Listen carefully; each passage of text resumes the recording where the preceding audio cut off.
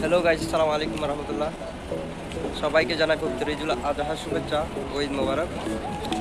আলহামদুলিল্লাহ, অল্প কিছুক্ষণের মধ্যেই ঈদুল আজহার নামাজ আদায় করব। দেখতে দেখতে প্রবাস জীবনে দ্বিতীয় কোরবানির ঈদের নামাজ আদায় করবো একটু পরেই পবিত্র মদিনা মুনাওয়ারা মসজিদ নববী শরীফে।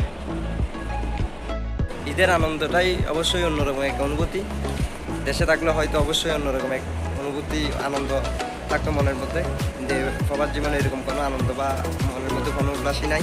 কারণ দেখতে পাচ্তেছেন ডিউটি অবস্থায় ঈদের নামাজ আদায় করব এবং নামাজ শেষে হয়তো রুমে যাব, রুমে গিয়ে খেয়ে দিয়ে আবার ঘুমাই পড়বো, ঘুম থেকে উঠে আবার ডিউটিতে আসবো।